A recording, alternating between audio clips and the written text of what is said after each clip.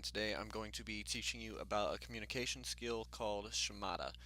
I would more accurately describe it as a perception more than a skill myself, though.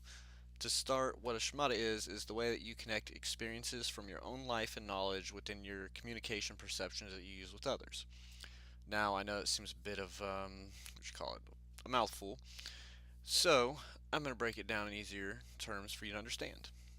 First, I have two references here that I will show you that give you a description of the term as it's described within the English language. The first one here is from dictionary.com. I have highlighted the proper definition that we are using for your convenience. As you can see, it says that a schemata is an underlying organizational pattern or structure, conceptual framework. A schemata provides the basis by which someone relates to the events he or she experiences. So, let's dig into an example to help you understand this. If I were to give you some words like the smell of barbecue and charcoal, a warm breeze, the sun shining, sounds of kids laughing and playing, what's the first thing that comes to mind? For some people, it might be a picnic. For others, it might be a summer day at their dad's house. That's your schemata that connects these individual circumstances to an experience that you've had. Keep in mind as well that this is a powerful tool is controlled by your subconscious. Your mind automatically connects dots based on past experiences, which sometimes makes for a quick judgment. A second resource that I will use comes from freedictionary.com. This definition states that it is a mental model of aspects of the world or of the self that is structured in a way such as to facilitate the process of cognition and perception. Okay, so this means basically the same thing as the first definition, just using different terms. Sorry, guys. Research is not my strong suit, but don't fear because I can definitely explain it better than I can find it. So, another example. This is kind of like the first one, except in a reverse role. If I were to ask you to describe a zoo and I wanted you to give me sights, smell, sounds, do you think it would be the same definitions as a child would give? How about your significant other? Would they be able to guess that you were describing a zoo? Something to keep in mind is that your schemata is individualized to you specifically. It'll share many qualities that other people do as well, though.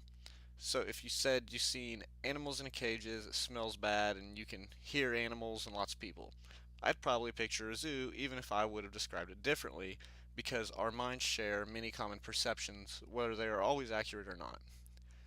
This brings me to my final and most important example. I personally believe that things like hate and racism are founded within our schemata. The reason I say this is because if our schemata is how we relate anything and everything based on our experiences, then without it, we wouldn't have the ability to judge anything ever based on perception.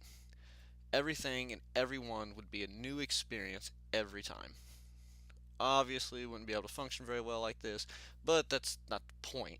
The point is to understand and control your perceptions and to understand when you're judging something automatically. I feel that most people who hate someone or something have these feelings based on an experience or a perception that was very negative. Because of this, they usually automatically judge someone else that fits that profile as being the same type because that's just what our schemata does. It relates things that are alike to our brain based on our experiences. If you can control that function of the brain, it would be easier to be able to accept others without prejudging them. So that's it for my examples. Now, to relate this to my industry, I'm going into video game design and development, and the best way I can think that this would relate would be by keeping in mind how many different perceptions are out there. I'm creating a form of media within the entertainment medium, so that means that I'm trying to reach a very broad range of audiences. With that in mind, I need to be able to create games that are not going to be demeaning or intolerant of different people, different customs, different cultures, etc., and to keep an open mind about how others might feel about my views. Well, that pretty much wraps it up. I honestly hope you guys are able to learn something today and that, you know, you kind of understand a little more about schemata, if nothing else, and how it relates to your experiences. And I hope that you can keep that in mind and try not to prejudge people. Use your knowledge to make yourself a better person.